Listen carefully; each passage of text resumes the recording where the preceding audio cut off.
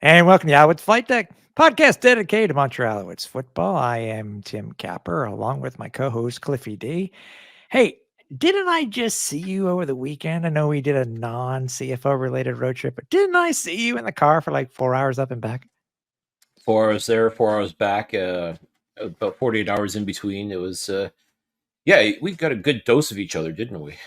Yeah, and I joked to you, off air. It's been 5 years since we had been to Albany, New York. And I get back and I was just freaking I was exhausted. I was just exhausted. It was like, oh, that's right. I'm 5 years older. So Yeah, yeah, maybe, yeah, these football trips are always a blast. Don't get me wrong, but they can take a lot out of you if you let it. So, but, yeah, exactly. And you know what? I'm all up for a sports road trip. So it's it was a good time. It led us into the upcoming week, obviously, where we had the global draft, we had the regular regular CFL draft. And dude, as of the day that we're taping this, we have 11 days until camp starts in St. Jerome. oh man, it's officially the month of May, folks. So yes, CFL football will be played this month, and man, if that doesn't get you jacked up, if that doesn't get you excited, then what are you doing here even? Yeah, for me it was, I made sure that as soon as it turned soon as I was watching, I was counting down the time, but going from the 30th until the 1st. I was like, it's gotta be May. Okay, so I had to do it. Had to do it. Had to Yeah. do it. I had to do it. As usual, just want to remind everybody that we are presented by SportBuff. They have been a great partner for us. They've been kind enough to, when they're supporting us, they want to make sure they give out us a promo code for you, the fans. So if you go over to sportbuffshop.com, use the code AlsFlightDeck10 at checkout, you will save 10% off your entire order on everything that they have in their shop. I know they're expecting some new stuff very shortly for the 2024 CFL season. They do currently have the Delta, the old Delta logo t-shirt that's listed there. Take a look at that and all other merchandise that they currently have. So again, head over to sportbuffshop.com, use the code, save 10%, and support local. I love the guys. And we're even closer to giving away for the first time in 2024, the first pair of the SportBuff Flight Crew seats. So stay tuned to all of our socials. And once we do the contest and giving them away, and go see the preseason game for the Alouettes. Mm-hmm. Yep. Once again, folks, football, for all intents and purposes, is back. I mean, I guess we can kind of say that the CFL draft is essentially the season finale, if you will, of the off season. That's fair, yeah. Or the preview of the start of the season. Your mileage may vary, I suppose, but all this to say that we're back, folks. We're truly back, and not just on a half and half basis or anything like that. Like, now we're here weekly until the Grey Cup, and even a little bit after as well. Yep. And obviously, stay tuned to socials again for anything that we're going to be doing, because we will be there first day for St. Jerome. And we are also planning an extended weekend for Victoria Day weekend, where we're going to do a whole bunch of stuff. So will it be up to par what we did for the Grey Cup? Stay tuned. Stay tuned. As you were talking about the draft itself, Cliff, and I don't know, it's the yearly thing where it's the thing, I know of the draft. I don't follow the players as much, I think, as you and a couple of the other guys do within the CFL community, but that doesn't mean that I'm not impressed or looking forward to seeing who we're drafting. For me this year, it was kind of a, we had John Boss on a couple of last episode, and wanted to see where he ended up.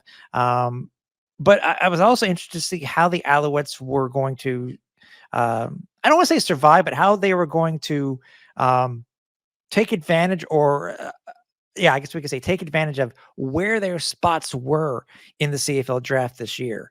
And because it's, to me, looking at being the Grey Cup champion, either way, you're going to start off ninth unless you trade up. And that's what the Alouettes were. So draft came and went. We had some pluses, some stuff that was done by many people along the CFL community. TSN did stuff. Joey Alfieri did stuff for the Alouettes, obviously. Guys over at 3 Down did something, and we do have one of their own here tonight when we're going to be talking about who the Alouettes drafted. But let's talk a little bit about who we drafted, and then from there we can get into the breakdown of these gents who just recently joined Alouettes Nation. Absolutely. There's always excitement, I think, when it comes to the CFL draft. I know you may not appreciate it to the same level that I do or many others do, but to me, it really is a look into the future. It's where the organization is going, or where they see themselves going over the next 2, 3, 4 years, or so on. It's always interesting to me because I think it's really who is going to be the next great player, who's going to be the next great Canadian superstar. And let's face it, when you talk about the 2020s, the Alouettes have had a pretty good draft record, what all things considered. Just simply go back to Marc-Antoine Dequoy, Tyson Philpott, Pierre-Olivier Lestage, Lawal Ugalak. These were all guys that were major contributors. Big reason why the Montreal Alouettes had the season they did last season, winning the Grey Cup in spectacular fashion. I mean, you can argue that the Canadian talent on this team is truly top tier. And with that comes the pressure of how do you improve upon this top tier talent? You got to go out and get more. You got to start seeing who's going to replace the guys that are getting older, are going to be retiring soon. To me, it's a fascinating look into the future as far as I'm concerned. And this past Tuesday, the Alouettes made their selections. There's definitely a lot to like. There's definitely a lot of potential. Not the flashiest draft in terms of known names. Like if you watch the CFL Combine or you've been checking out the mock drafts and things like that, you won't find very many of the names that the Alouettes chose on any of those. Or there was no like you were left with a lot of who's that again? And if anything, it forces you to do a little bit of research. And that's what I was doing over the past 24 hours was just checking out who these are. And let me tell you, Tim, we got some ballers. I think we got some straight up ballers that are going to be members of this organization. And if nothing else, it's just getting me even more excited for training camp because God willing, all of these guys are going to come up to Saint Jerome and do their thing and show what they can do. And to me, that's exciting. That should be that's the thing that should be most exciting for anybody watching this and checking out the draft and just wanting to know where the future of their team is. That's where you do it. It's by participating in drafts and checking out the talent and watching these videos on YouTube and seeing what these players can bring to the table. And I'm excited. I have to say, after watching a lot of the film of some of these guys that were drafted last night, yeah, if they're half as good as what we saw in film or as what I saw in film, I think Montreal is sitting very pretty when it comes to Canadian talent. And you're actually right. You're pretty spot on when you talk about how well the Alouettes have done in the draft these past couple of years, considering that the Owls were at a disadvantage based off of all the draft picks that they had traded away. We didn't have a first round draft pick for who knows how long. We finally got those back, and look what and then Denny Mack comes in, and been able to being able to get these diamonds in the rough, whether they're from here in Quebec or whether they are Quebecers that have gone elsewhere, or there are other Canadians that have played in the U.S. or the rest of Canada. I'm glad you mentioned that too, because it's so funny because the narrative, which has been essentially for this entire decade, if you will, the 2020s, is that, well, Danny Machocha, he's going to draft all the Quebec players. All the Quebec players want to go play for the Alouettes. And I'm sure there's a big sentiment to that. I think there's a lot to be said for that. But at the same time, the draft, the first round, I believe 4 out of the 9 players selected were Quebec-born players. 3 from Laval, if you can believe that. I mean, that's remarkable. I mean, that's just wow.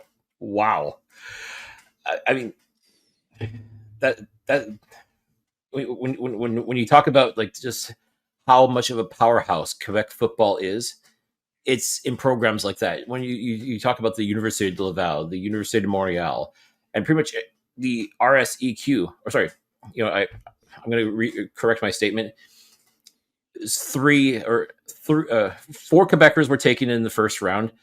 3 played in the RSEQ. 2 from Laval. Sorry, Benjamin Labrosse is actually a McGill player, not a Concordia player. Sorry, jeez. I promise I watched the draft last night. Okay, it's just. Are you sure? Sure didn't watch it back. Sure didn't watch it backwards. Maybe I did. Maybe that's it. Maybe we should just pause this episode. Actually, if that was the case, then the Owls would have gotten the first pick overall. That's true. Yeah. and instead of getting what they call, well, I guess the Canadian draft version of Mr. Irrelevant, but all this to say that Quebec has really proven itself to be a football powerhouse. It's been like this for the past 20, 25 years easily. And last night, I think it was proof positive. And it's almost like the secret's out. Oh, yeah.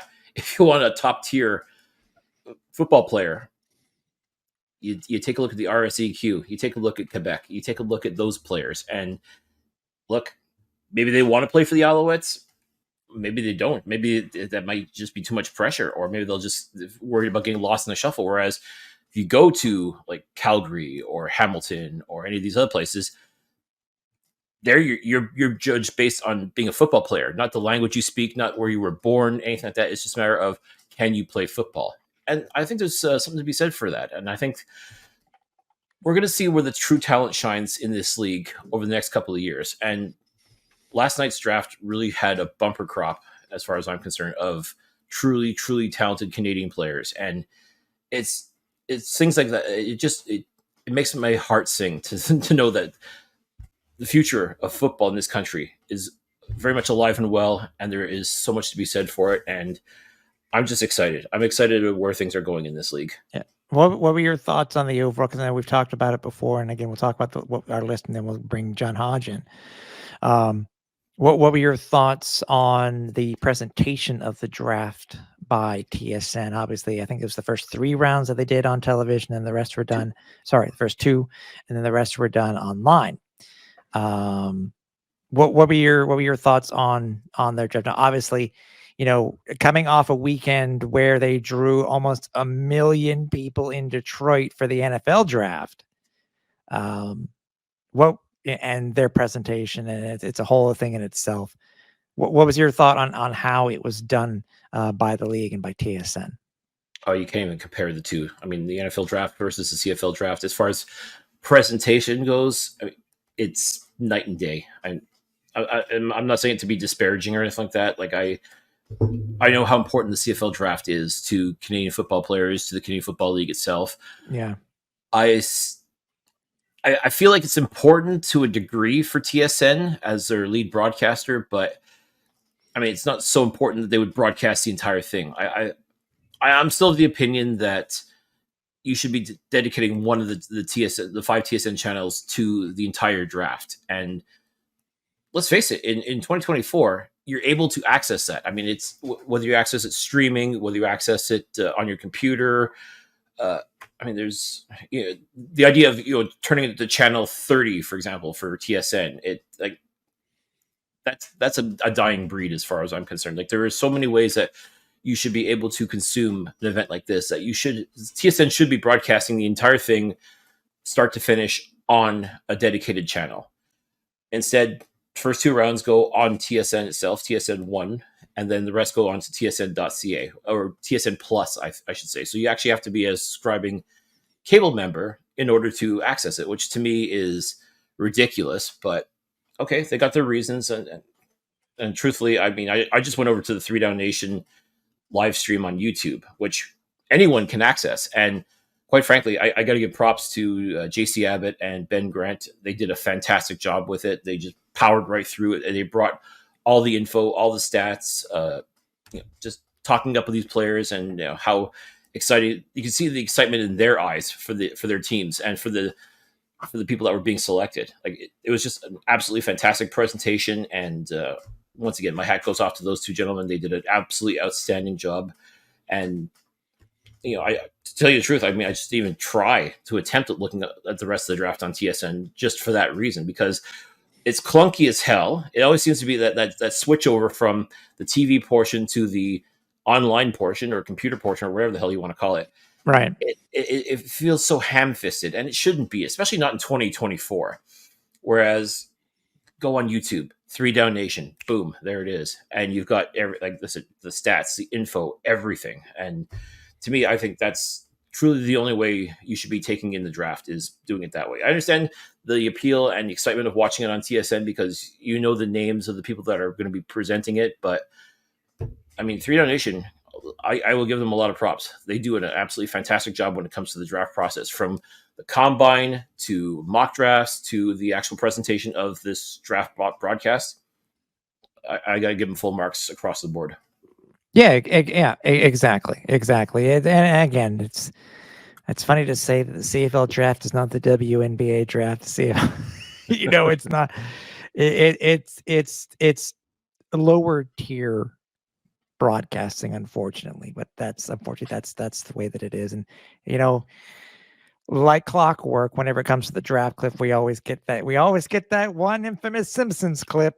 So I mean, I guess we're the CFL and the draft is part of television lore, I guess we could say. It's a part of our lexicon, if you will. Correct. Before we extend, we're gonna bring in our guest here, but real quickly, I know we just wanted to say who we picked up, and then we'll get into the meat of things when it comes to the actual picks themselves. All right, let's do this. So in the first round, the 9th overall pick, the Montreal Alouettes selected Jeffrey Kante Arku, a linebacker from Memphis.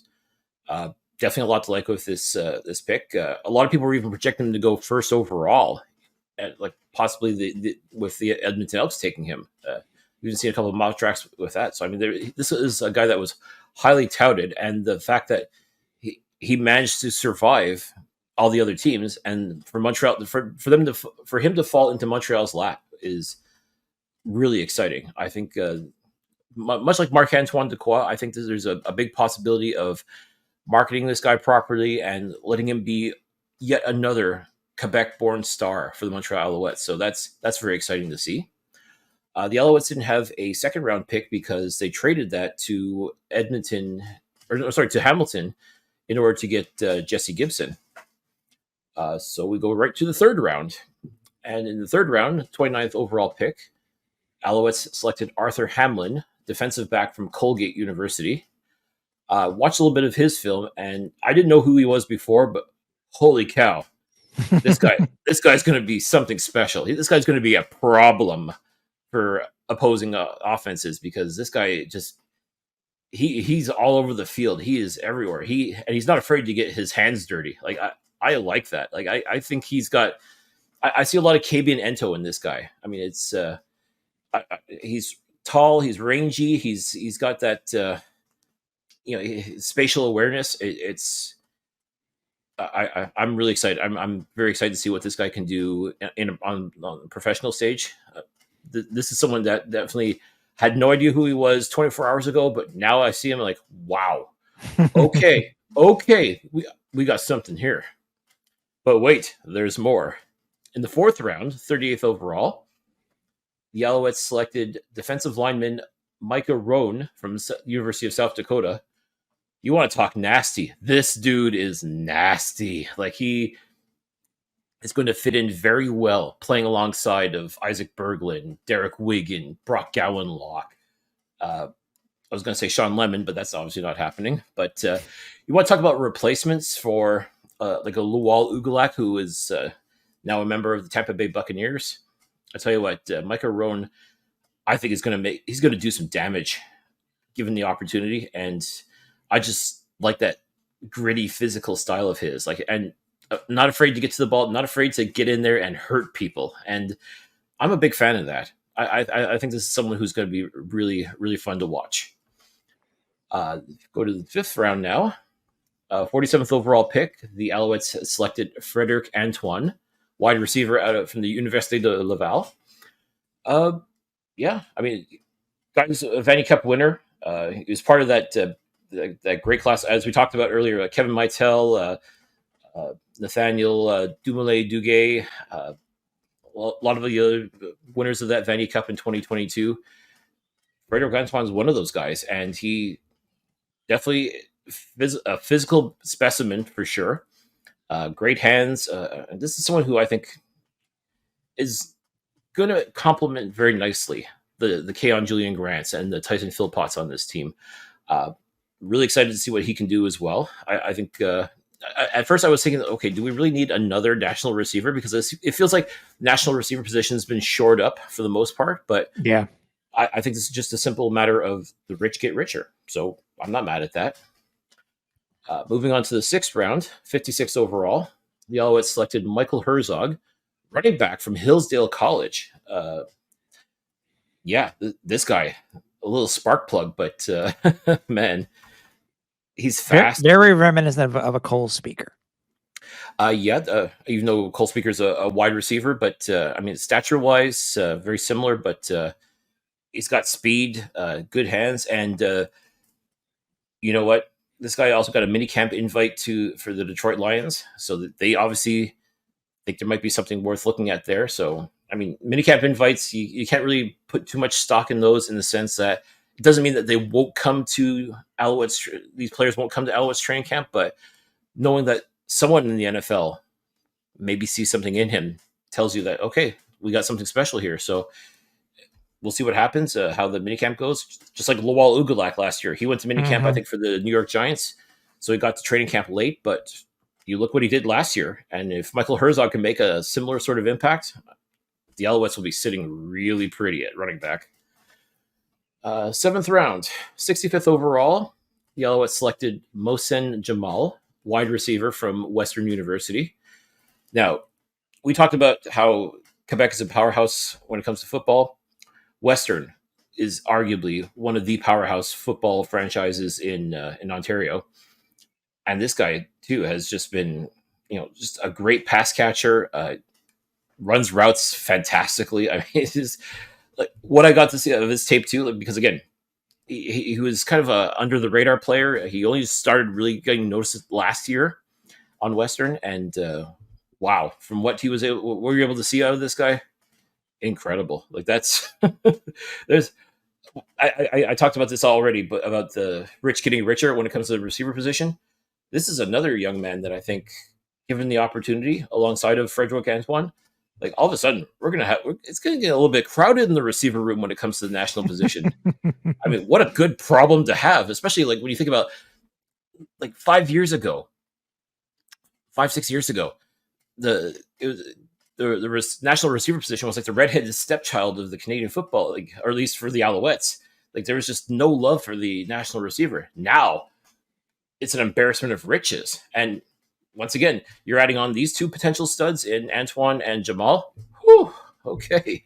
All right. I mean, Cody Fajardo's got to be licking his chops. Like, holy cow, we got some hands here. I'm going to start slanging this thing. And, oh, so good. He'll come up with a new saying. F you, just catch. F you, just catch. I like that. Yeah.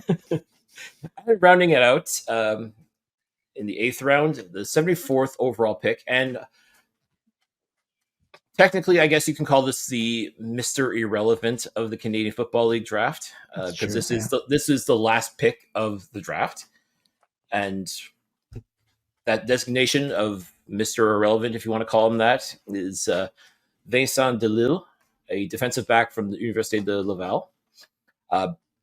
Once again, it's kind of funny, the whole Mr. Irrelevant thing in the Canadian Football League, because when you think about it, the Alouettes have done pretty well with their quote-unquote Mr. Irrelevance.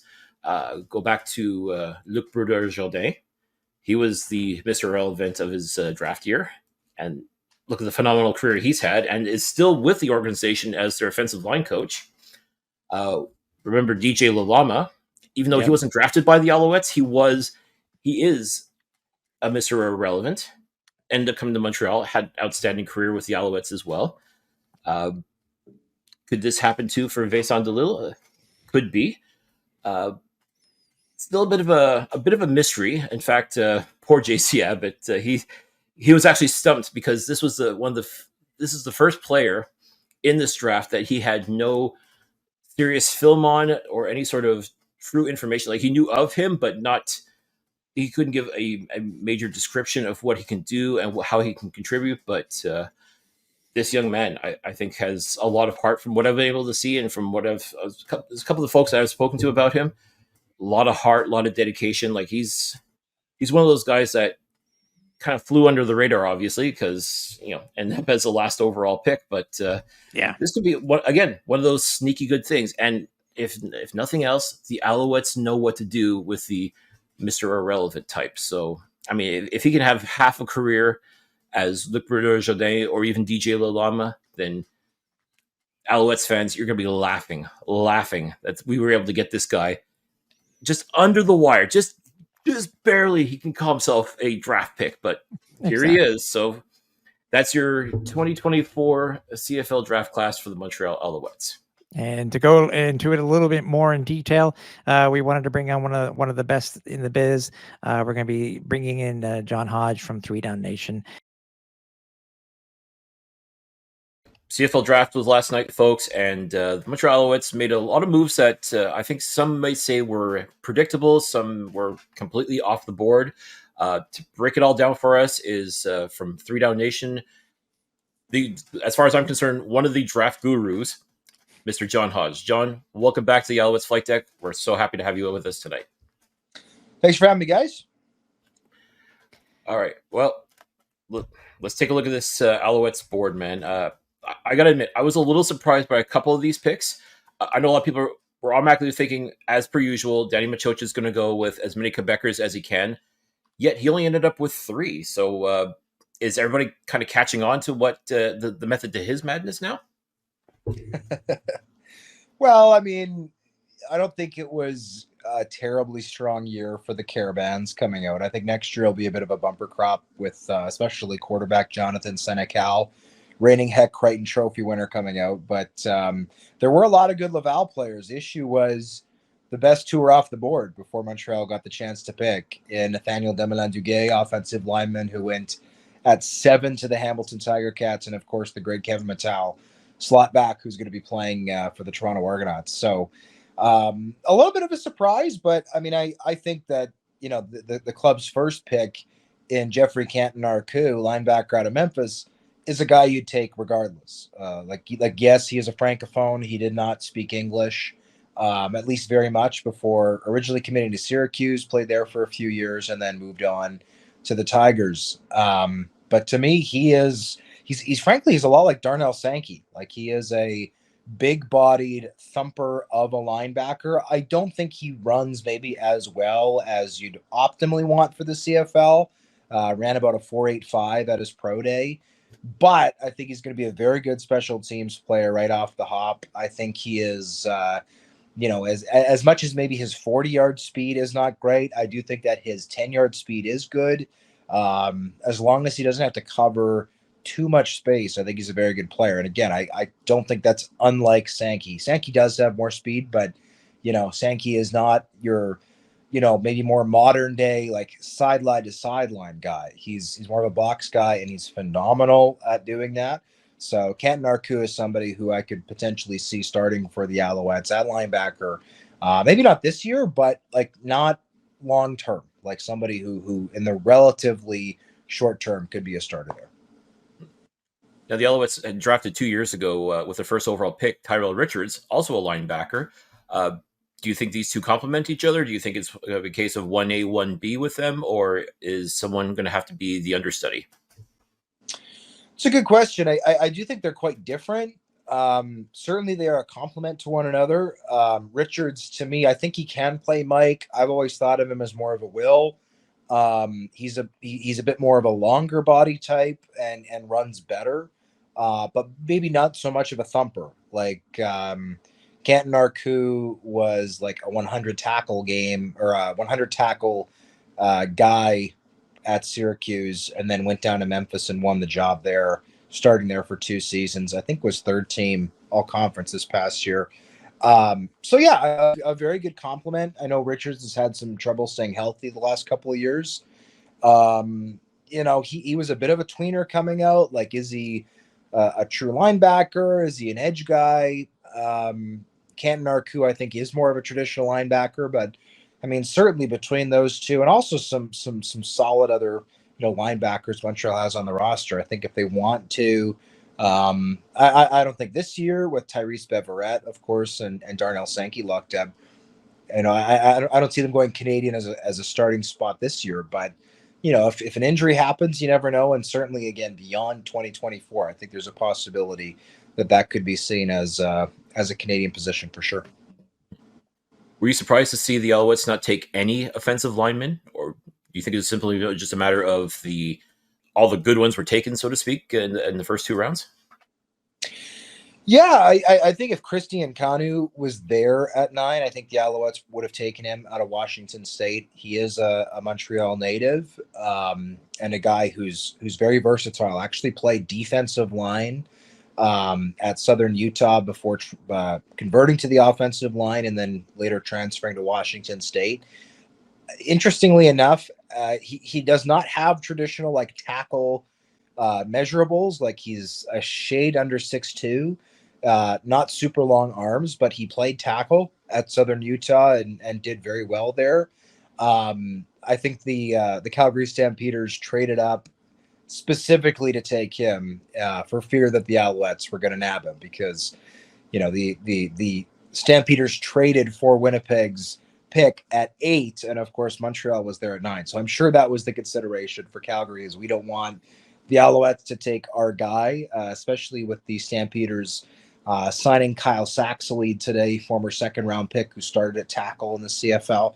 I think they're potentially looking at making one of their tackle spots Canadian. So it was a bit of a surprise. But again, that being said, I think the players who the Alouettes would have coveted with that spot are the 3 that were off the board by that point. At least the 3 now guys who were off the board at that point in Kanu, George Una, who went at 6 out of Windsor to the BC Lions, and of course Nathaniel, who went out of Laval to the Ticats at 7. Kyle Hergel is somebody I'm sure the Alouettes would have loved to get, but despite being under contract in the NFL, he went 3 to the Riders. So with the top 4 off the board, I kind of get Montreal's decision to kind of go, okay, well, let's roll with who we've got. I mean, the Alouettes have a very solid offensive line. Obviously, Christian Matt is as consistent as anybody. Pierre-Olivier Lestage, I think, is great. Justin Lawrence signed a long-term extension this offseason. But, I mean, you do always want to keep that spot stocked, right? I mean, Landon Rice started for many years at right tackle. He's no longer there. The club hasn't retained all of its draft picks, like Patrick Davis. They moved on from him. So, in a deep offensive line draft, I think you'd love to pick one up, but that's part of the challenge when you don't have a second-round pick.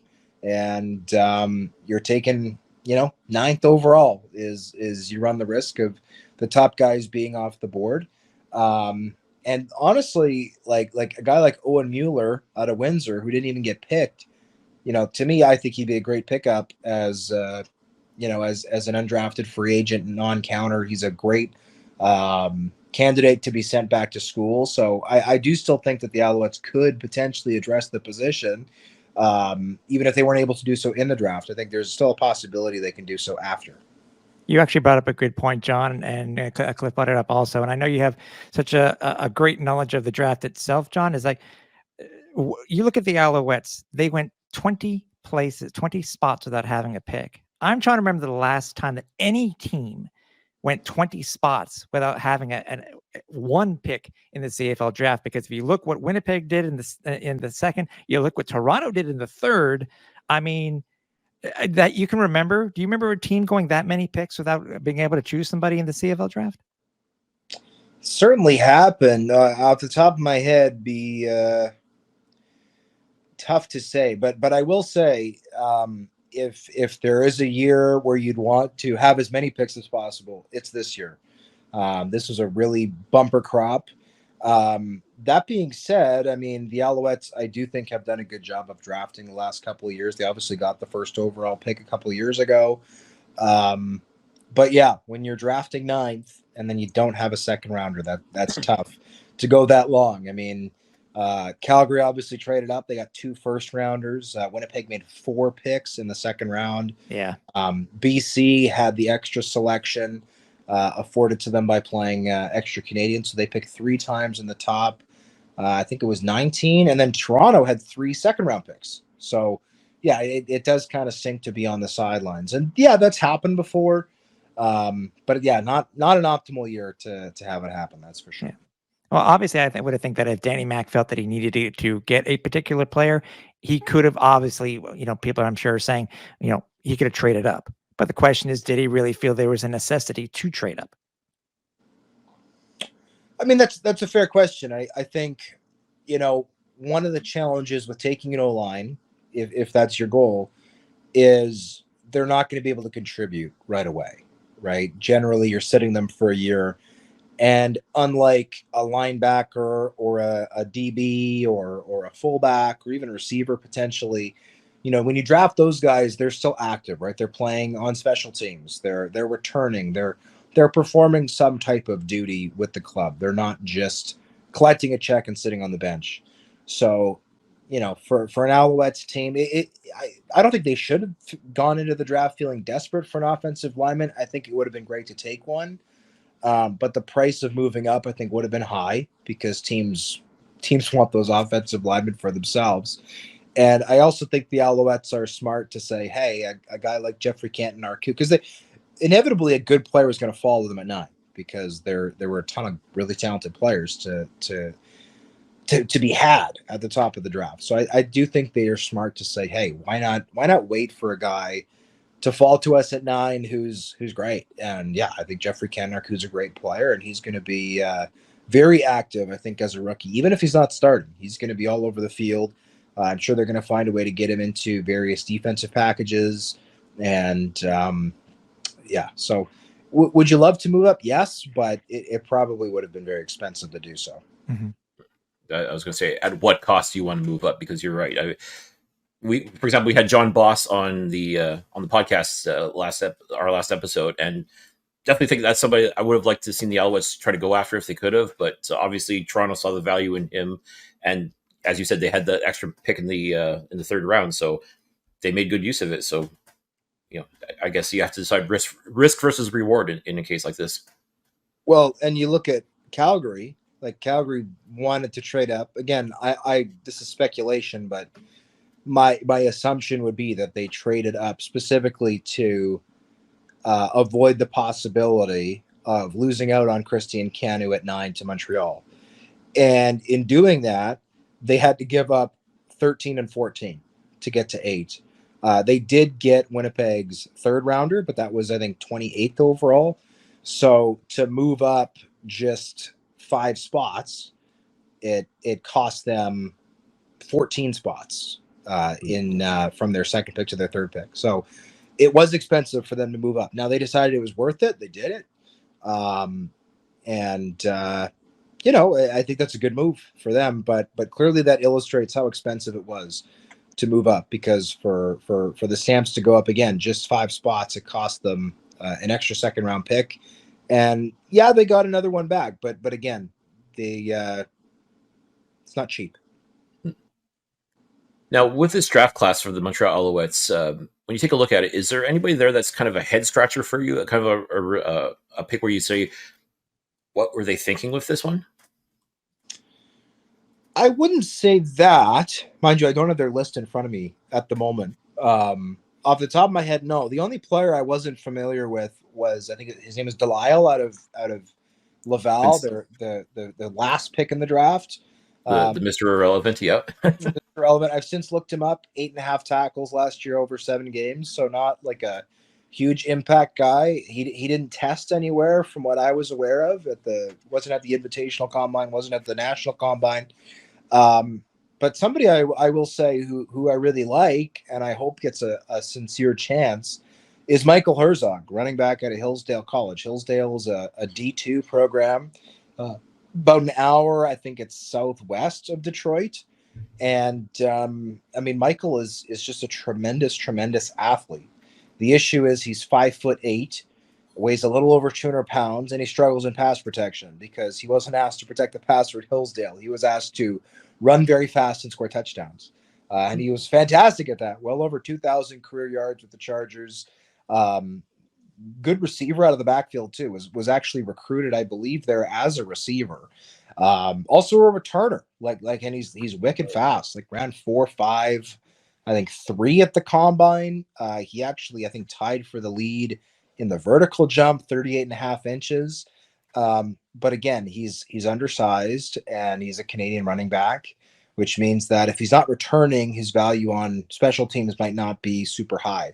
That being said, the Alouettes, if you look at players they've had in the past, guys like obviously Josh Antwi currently, but then, guys like Ryder Stone who have been on that roster, they have shown that they're open to playing Canadian running backs. They signed Sean Thomas Erlington, for instance, this offseason, who might get some looks there in addition to doing some of what he does on special teams. So I think Michael Herzog was not a head scratching pick. I'm actually not answering your question, Cliffy. I think it was a shrewd pick, and I'm happy that he went to a place where they seem open to giving Canadian running backs a fair shot, because he's good enough. He got invited to the Detroit Lions rookie minicamp.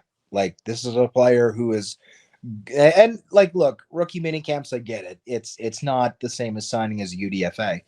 But it is still legitimate NFL interest, and it would suck, in my opinion, for a guy who's good enough to be getting legitimate NFL interest to not get a fair shake in the CFL, just because they're Canadian at a position where we traditionally don't play Canadians. So I'm excited to see what he does. I will admit, I had to look up Hillsdale College. I'd never heard of it before. I mean, I've heard some of the higher, the known D2 schools. I'd never heard of Hillsdale before. Yeah, the reason I knew of it was because Michael's older brother, Zach, he was a DB and he played there. He was in the draft 2, maybe 3 years ago. So I knew of Hillsdale, but that's only because of the Herzog family. And I mean, it's only it's probably a 90-minute drive from Windsor. So it is in the United States, but it's pretty close to Canada. So.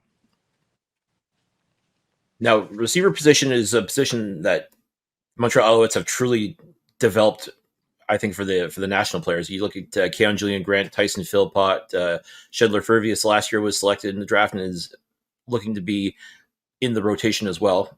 But with that being said, you have the opportunity to draft a Frederick Antoine and Mohsen Jamal. You do it because they were definitely playmakers for their respective schools. Is this a trend that you see for the Alouettes now, just to really focus more on the national receiver position? Well, I mean, they started 2 for parts of last season. I know Keon got hurt, and I think they went to 4 Americans for a portion while he was out. But yeah, I mean, you can't have enough Canadian receivers, especially if guys are able to contribute in multiple ways, returning and whatever else. Friedrich is a physical specimen. I mean, I was shocked at how well he tested at the combine. He put up over 20 reps on the bench, ran, I think, low 4.5s. The only concern you have with him is it didn't translate into a ton of production. I believe he started his collegiate career at Old Dominion, tore his ACL, transferred to Laval.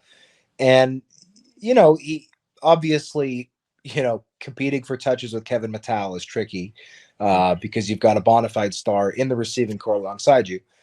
But even this past season, when Mattal missed 4 games, I believe 1 due to suspension, 3 due to injury, he didn't post like eye-popping numbers. And I know that the RSCQ is more of a rushing conference and Laval likes to pound the ball.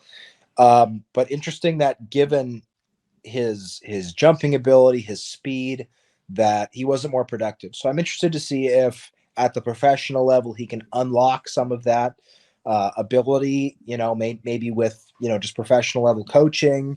He can find a way to be more productive, higher level quarterbacking, obviously, be more productive. I also think Antoine will have special teams value because he is a decently sized receiver. Mohsen Jamal at the combine was somebody you just couldn't help but fall in love with. He's small and he knows it, but super tough, super coachable, and really high intangibles. He bided his time with the Mustangs for like 4 years. He's a local kid from London. And finally, this past season, he got his shot. Like, really, all of his collegiate production is just this past season.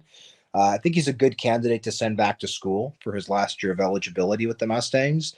Um, and not somebody who tested off the charts, but a really, really good kid.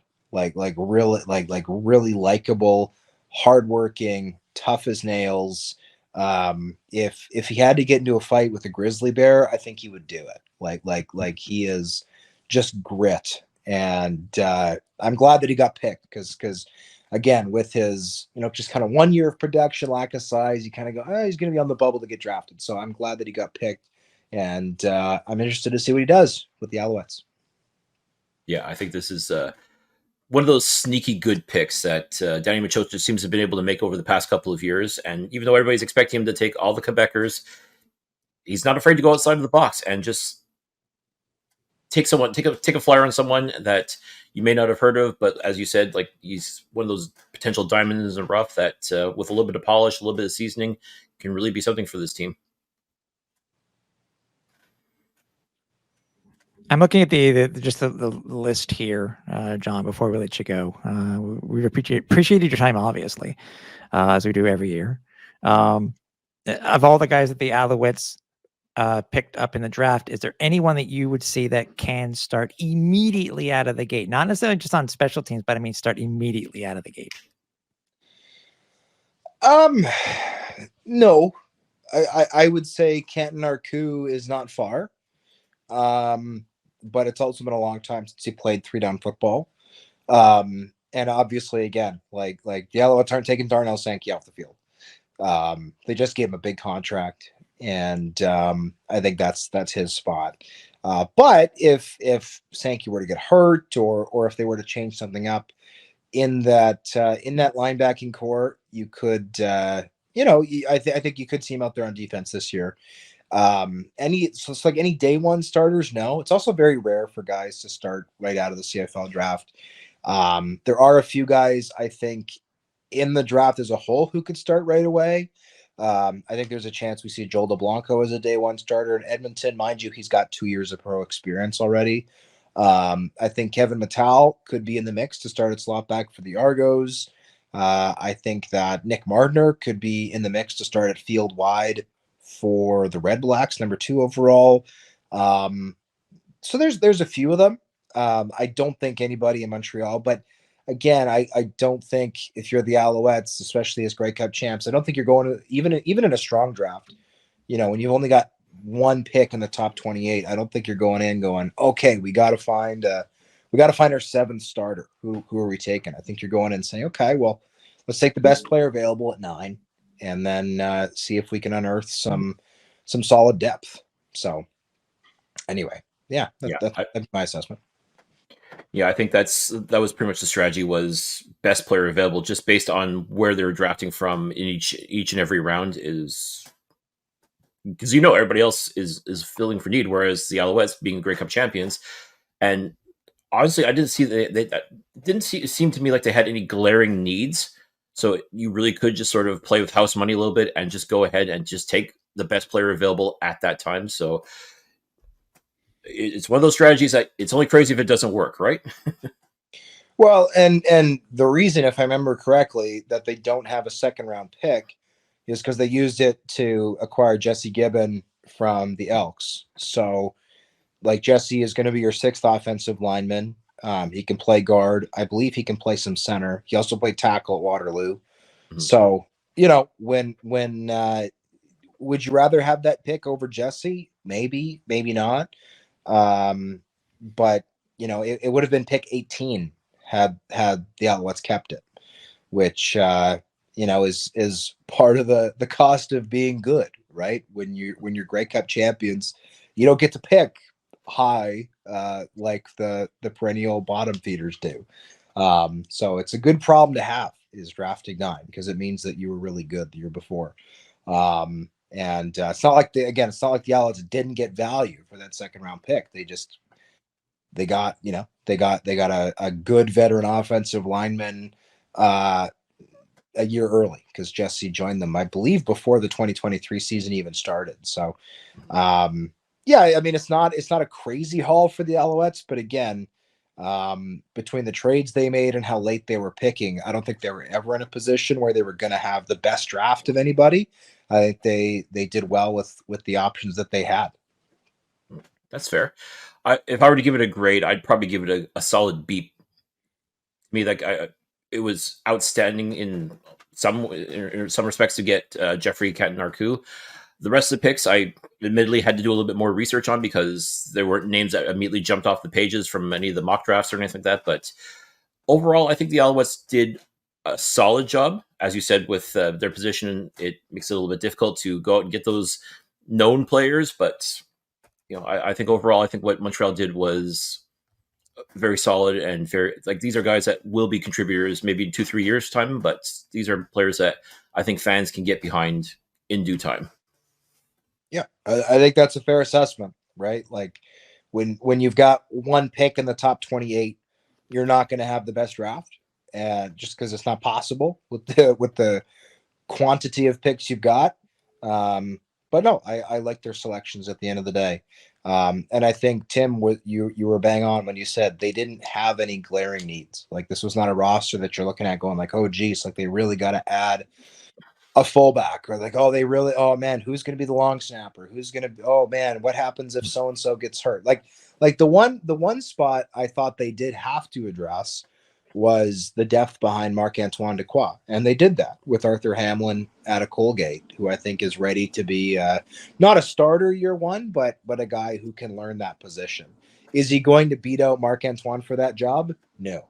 But I think he could hold down that spot in time if Dequoy were to get hurt, which fortunately the Alouettes have, like he's stayed healthy, I think his entire tenure in Montreal. But he's somebody who I remember thinking last year, I'm like, if he went down, like who takes over that safety spot? Do they have to change the ratio? I think they might have done that at one point with Tyrese Beverette going back there. With Arthur Hamlin, maybe they don't have to do that in the future. Maybe they can keep that as a Canadian spot. So, I think the Alouettes did well with what they had. And, again, when you're a good football team, it takes some of the pressure off drafting because you don't necessarily have to, hit a grand slam with every pick, which is not possible at the end of the day, right? It's impossible for every pick to be an A+ because you can only take who's on the board. And when you don't have that many picks, you're not going to be able to get every top guy. Mm-hmm. Well, John, I got to say, you and JC and Ben Grant, y'all did an amazing job last night.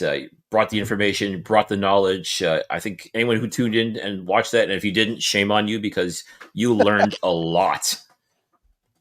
Appreciate it. And for any of your listeners or your viewers, if they did miss my written analysis or the live stream, you can always go back and check it out. And even if you're just interested in Montreal's picks, like, you can go on to our analysis article and just use your search function for Montreal Alouettes, and then you can just read up on just Montreal's picks if you're not interested in the other 8 teams. So and yes, please check out the live stream because I was extremely impressed as well with JC and Ben. I mean, my job with the written analysis is easy because I can pre-write parts of what I'm doing, and I've got all my notes in front of me. I don't have to look presentable or sound good. For JC and Ben to do what they did for 4 hours without even a pee break, like, that's unbelievable. Yeah, no, they killed it last night as I expected them to. So well done on their part. Well done on your part as well for all the analysis as well. I mean, you guys kill it every year. I don't know how you do it, but you do it, and it's amazing. Appreciate it. It's a labor of love. We put a lot of work into it, but it's fun work to do. It certainly beats digging ditches, right? True enough.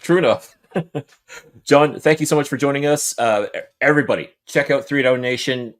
If you want to know more about this draft, about what the Alouettes did, you're not going to find a better source of information as far as I'm concerned. John, thank you so much again for joining us here on the Alouettes Flight Deck. We appreciate you. And now it's official. We're in May. football will be played this month. If that doesn't get you excited, I don't know what will. Thanks for having me, guys. Bringing in these guys from 3 down, I think every year, whether it's pre or post draft, Cliff, is it gives a little bit more insight to a lot of the fans who really do not know a lot about these players. And as you mentioned before, and during the interview itself, these guys are good. Just the wealth of knowledge that he has in his head, man. I struggle enough as is just remembering certain things, but man, he's so good at what he does. And it was, as usual, it was a joy just having him on the show. Absolutely. John always brings it no matter what. And we're so thankful to be able to have his expertise and his insight when it comes to breaking down these players that the Montreal Alouettes drafted, because I always say you got to do your own research. You got to really check out the film to really truly understand, or at least try and get some of the perspective of what the scouting staff and the general managers of these teams, what they're looking for and what they see out of these players. But if you don't want to do that, just go see John Hodge. He'll do it for you like that. No problem. And I have to say, I kind of misspoke a little bit during the interview when I said, I don't know how these guys do it, but because I know how they do it. They just do it so well. They make it look so effortless that, you just wonder, like, okay, how do they do it? Because they're the best. That's why. That's how they do it. So I apologize for misspeaking, John. Without question, you and 3 Down Nation, when it comes to the draft, there is no comparison. No, there is no equal as far as I'm concerned. You guys are head and shoulders above everybody else when it comes to breaking things down from the combine all the way into last night's draft. Yeah. Once again, chapeau, well done, good stuff. One of the things that we did not cover was actually the global draft itself. And the Alouettes had 2 picks within the global draft, Cliff. The Alouettes picked up punter Sam Clark in the first round, 9th overall, from James Madison. And then they picked up Nuruddin Nueli, an offensive lineman, with their 2nd pick, 18th overall, from Nebraska. Interesting thought that, now in going into camp, bringing in Sam Clark, we're now technically going to have, well, what do I mean technically? We are. We're going to have 2 global punters coming into camp. 2 Australian global punters, no less.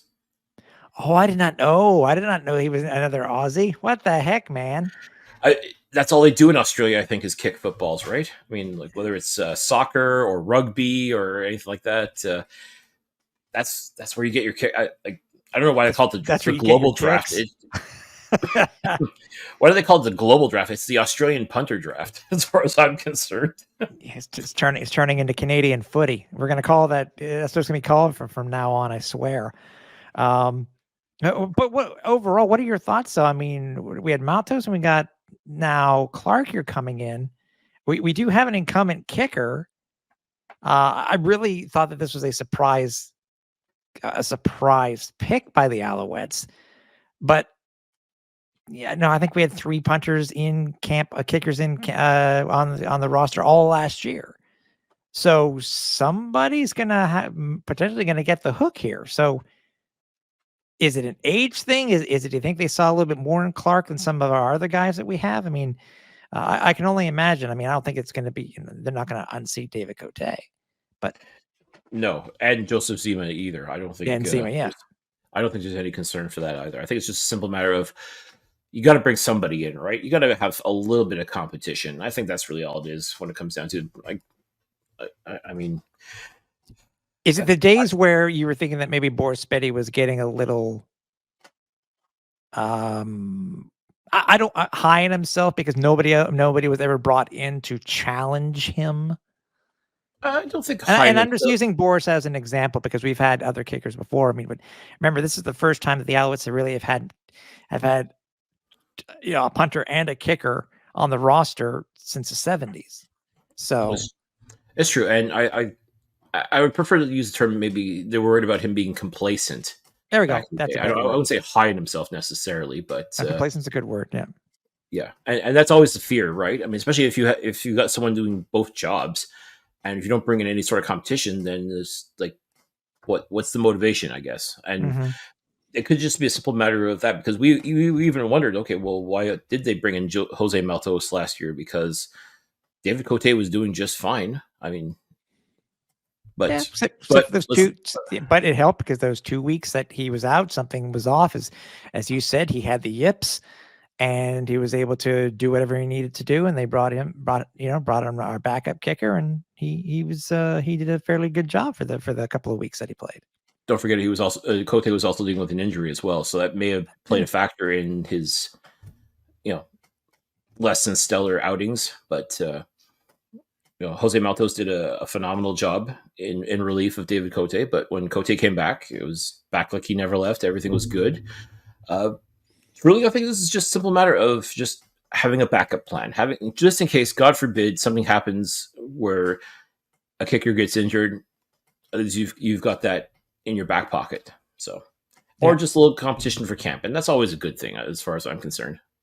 What about Nuili? Any thoughts on him? I know he's a Frankfurt, Germany native. He was with the Cornhuskers in 21, 22, and 23. He was an academic all Big Ten conference. He earned those honors. Thoughts on, because I know he originally started off at Colorado State University, and then I guess hit the transfer portal and went over to Nebraska. But thoughts on this offensive lineman? Just a big boy, likes to get physical, which, as I've stated before, is always a good thing. Decorated as well with his time in Nebraska, so that's definitely something to consider as well. To me, though, that's the funny thing with these global players is you got to have one on the roster for sure. And in the Alouettes case, it's been Joseph Zima for the past couple of years. Is that going to be unseated? Highly unlikely. But I'm all for just bringing people in, trying them out. Let's see what they can offer, whether it's at their position or if they end up changing positions or if they just provide some sort of competition. I think that's really how you have to look at these global players, is just more competition, another opportunity for them to shine on a big stage. So I'm all for it. I'm all for seeing what these guys can do. And just once again, just gets you like the CFL draft itself. It just gets you more excited knowing that football is around the corner. Exactly.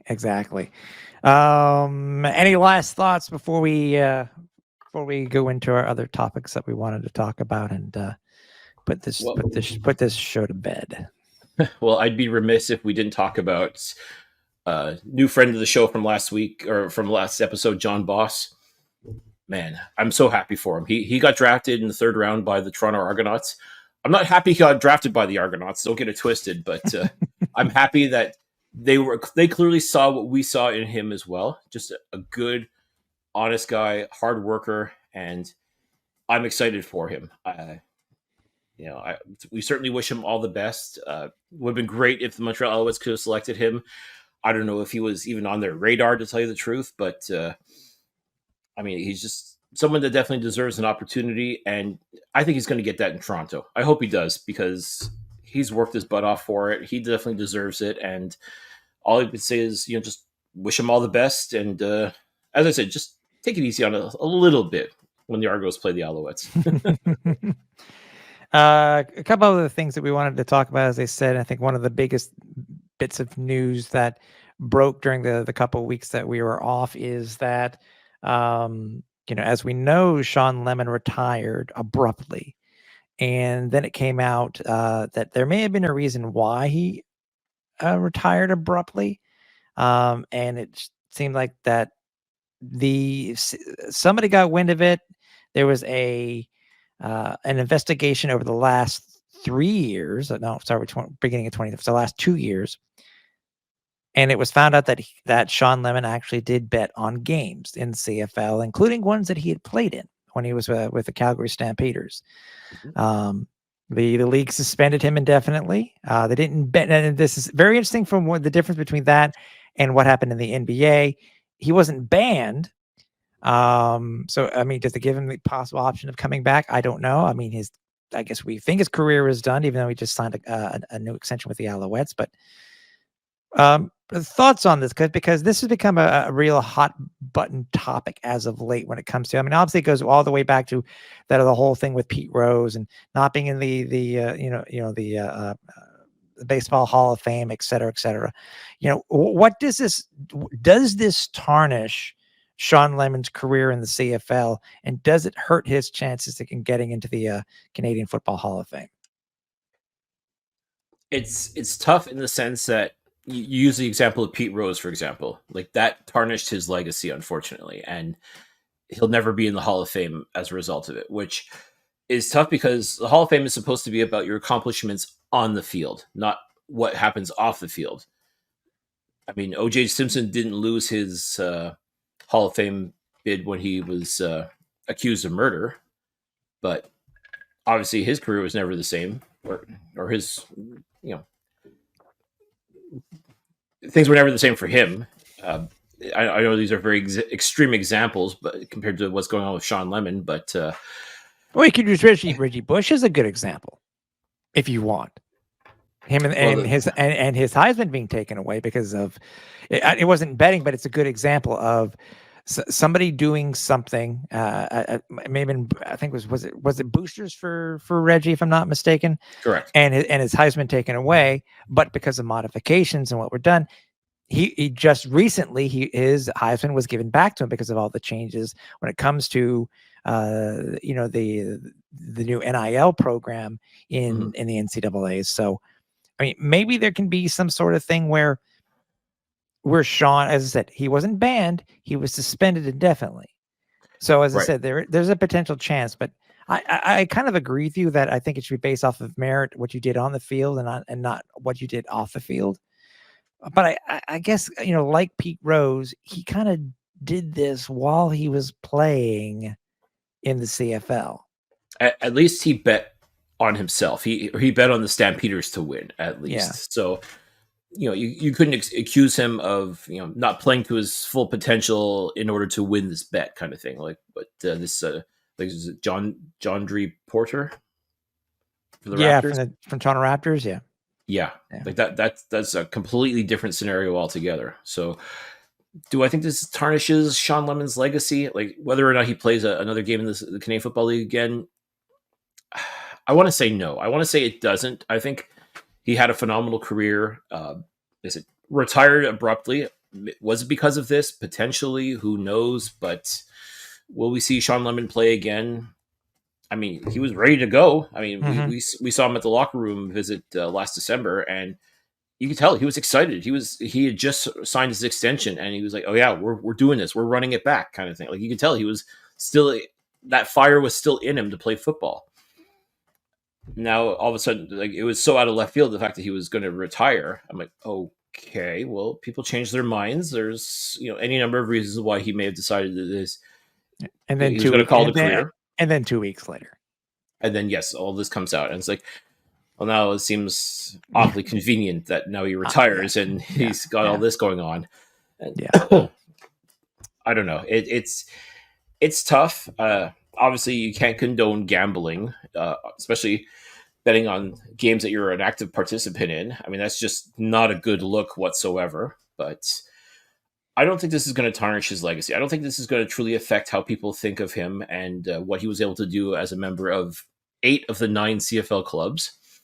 Will we see him play football again? I guess only time's going to tell. Hopefully, if he does, it's to come back and play for the Montreal Alouettes, because he helped his team win a Grey Cup. So, I mean, like, he's definitely a solid contributor. No question about it. But and then well, I guess we'll have to see what happens when it comes to the football reporters and how they look at him when it comes to potentially voting him when he is eligible to join to be on the ballot for the CFL for the Canadian Football Hall of Fame. Yeah, I mean, you take a look at his accomplishments on the field as I said, as a member of 8 of the 9 CFL clubs. It's unparalleled. As far as I'm concerned, he is a shoo-in for the Hall of Fame without question. Whether he goes in 5 years from now, 10 years from now, in any event, he's definitely going to go into the Hall of Fame. I just don't see this affecting his legacy.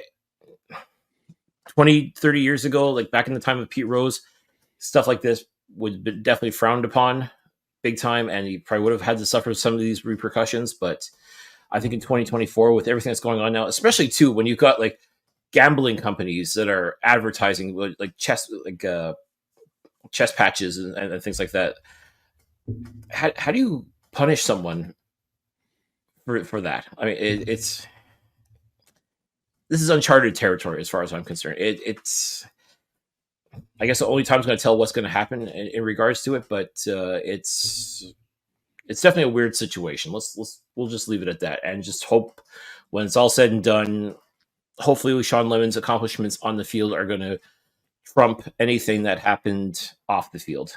Yeah, exactly. Before we continue with a little bit of news, I want to remind everybody we are on social media.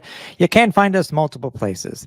If you missed any part of this broadcast or any of our past episodes, you can check all the archive out over at our homepage, and that is at www.alouettesflightdeck.ca. We are also on Twitter.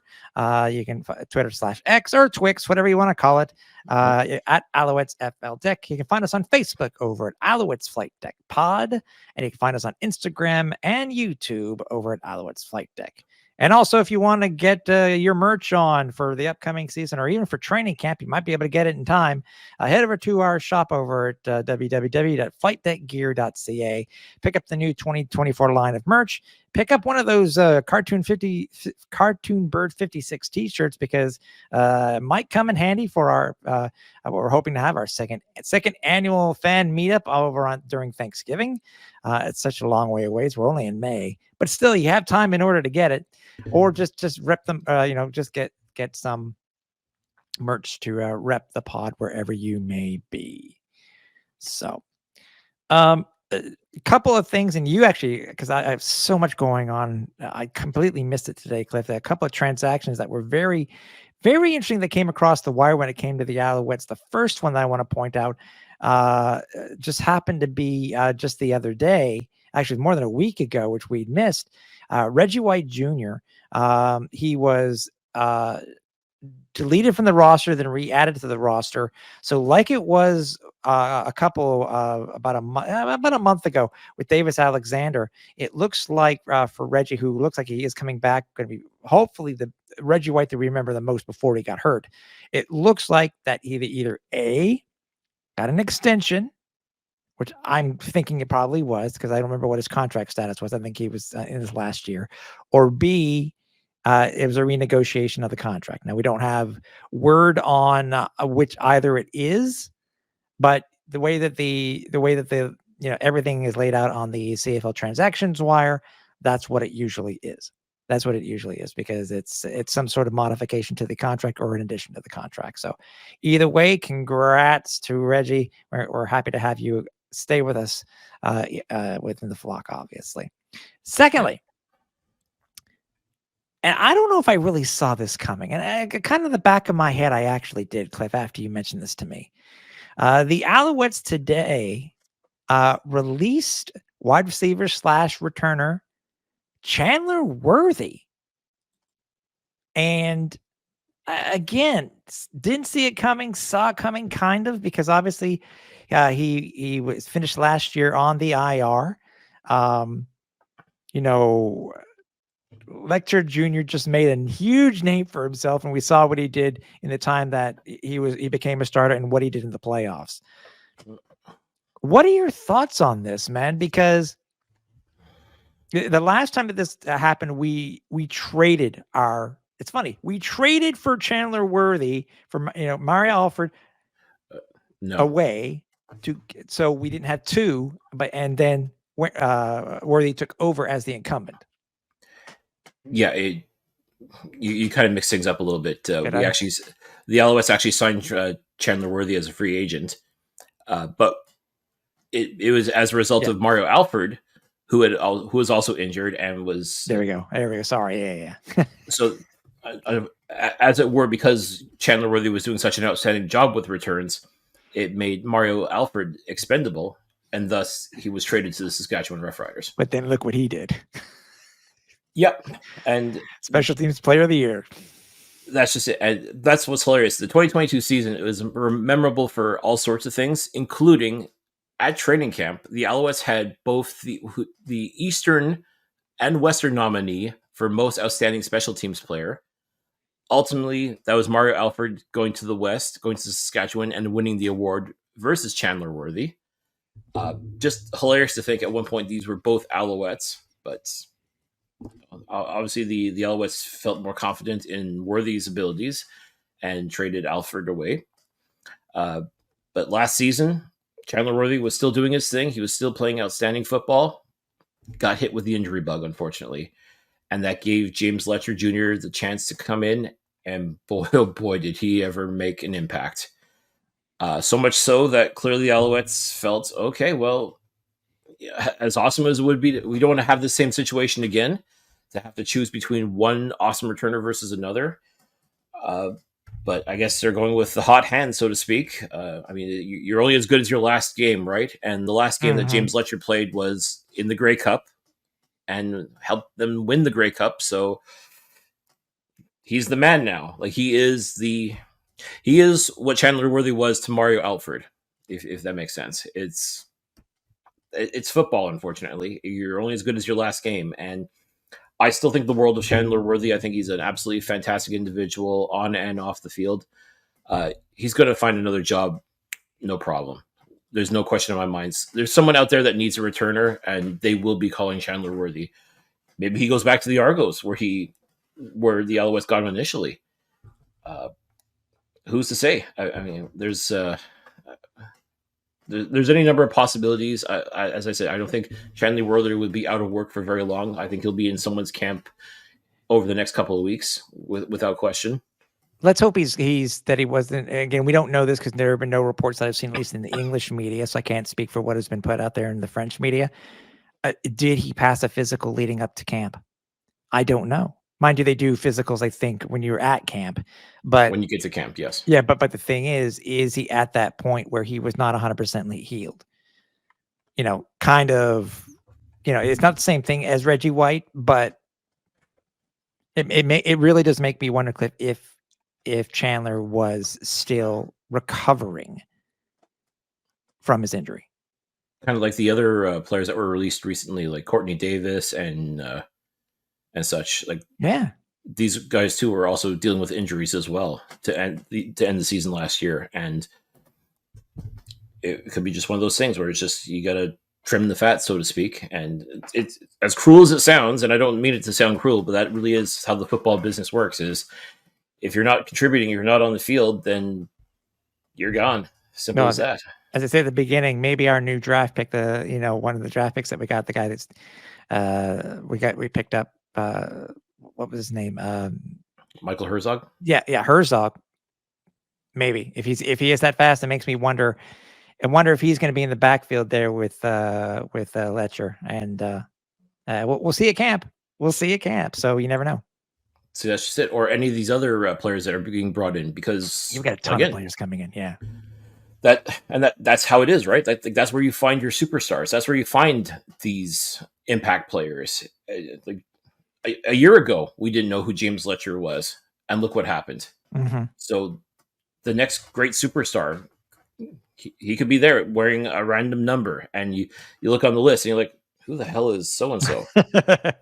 But by the end of the year, you're like, oh my God, I can't believe, where did we find this guy? This guy's outstanding. That's exactly. That's how it works in the Canadian Football League, folks. Is one day you're a nobody, next day you're a superstar, and then the next day you're back to being a nobody. Yeah, exactly. As they say, everybody loves football.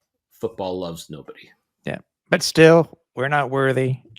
We'll miss you, buddy. We really will. So yeah, definitely. As I said, absolutely outstanding human being. I definitely think the world of him. Without question, he will land on his feet and use those feet to score touchdowns. So yeah, we thank you for everything you've done for Alouettes Nation and wish you all the best. Yeah. Last thing before we go, and something we didn't talk about pre-show, but it actually is something we haven't brought up yet. And it is more or less CFL news. It has been announced that the TSN broadcast docket for preseason games is down to slim to very few, isn't it? Well, it's always been slim. Let's not. It's got even worse this year. Is it down to two? It got down this year.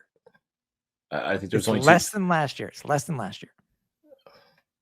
Here's the thing, folks. I mean, clearly TSN really truly doesn't care about CFL preseason football, and ask most fans, they don't care either. I mean, that's just the reality of preseason football is people don't care. So I guess TSN in their thoughts was we're not broadcasting it, but you can still find the games on CFL Plus.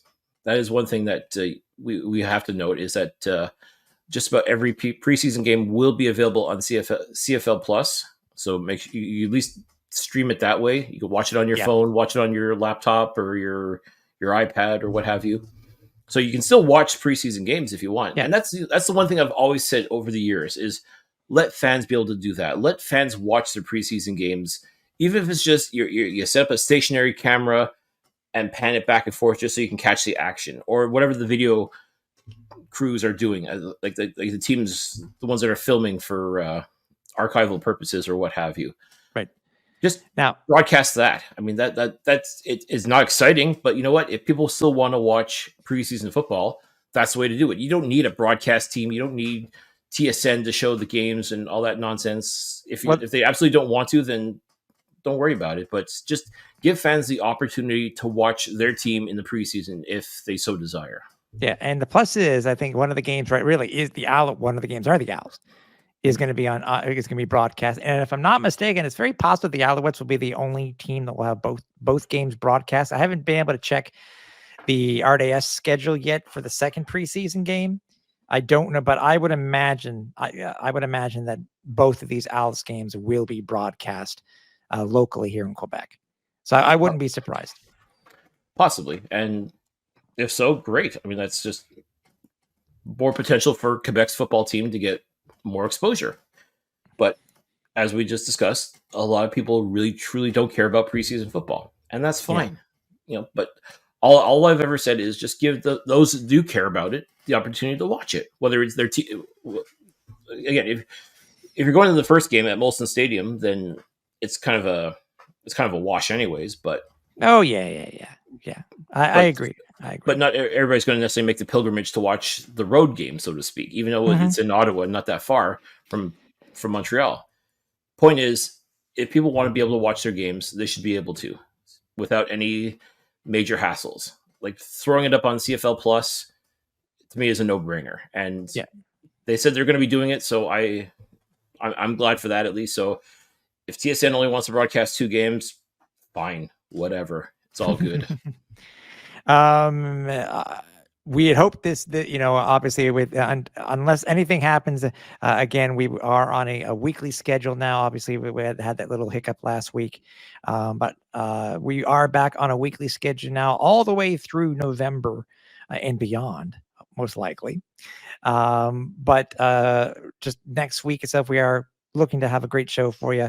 Obviously it'll be just this close, Cliff, to us being at training camp and we're just waiting. That's one of the things we're waiting for. I'm sure as you two are as supporters of this club is that we're waiting to see what the schedule is going to be like for training camp.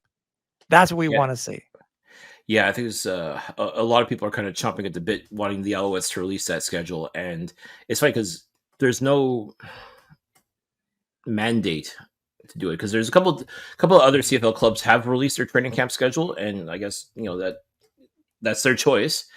The Alouettes are certainly not obligated to release anything, but I think it would behoove them. And pretty much after last year and the year before, and So, like I said, it's especially if you're trying to get people excited about a new training camp location, then you got to let them know what's going on and because there's a lot going on. There's a lot when it goes on when it comes to training camp. I mean, it's not just a simple matter of okay, we're here for the next 3 weeks, off you go. There's all sorts of nuances to it, and there has to be a way that this team communicates that to people that really want to come up and experience to the training camp. So here's hoping that within the next couple of days, even that they release the schedule so that you and I can start planning our coverage of training camp, that fans that want to come up and see the team play get the opportunity to do so. I mean, this is brand new locale. People need to remember there actually are 3 ways to get to St. Jerome: by car, by train, and by train, bus. So. Did you get a side gig with the St. Jerome Tourist Board or something? No, but to me, honestly, Cliff, you keep pumping this. It's hilarious. No, hey, training camp is an experience in itself, and it would being only 45 minutes, so less than 45 minutes away from Montreal.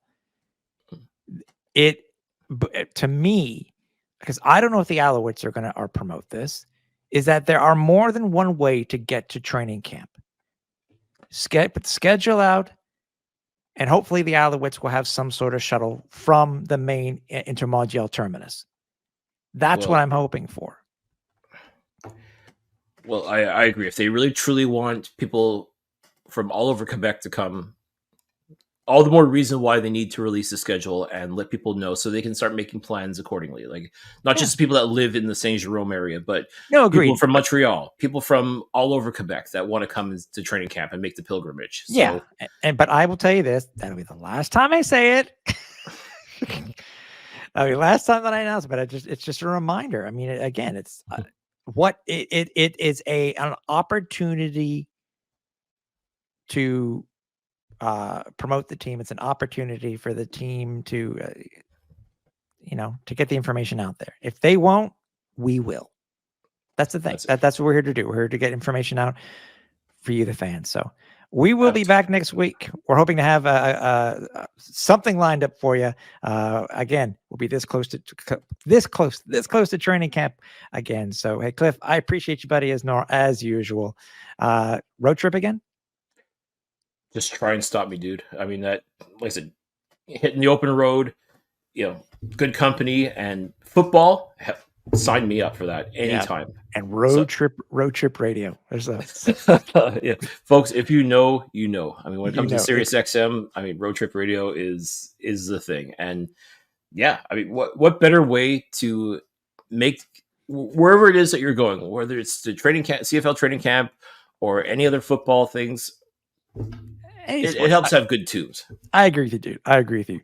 So we'll be back next week. Stay tuned to all of our socials for any other information that may come across the interwebs. So for everybody here at the Alouettes Flight Deck, for Cliffy D, I'm Tim Capper. We're on Final Approach.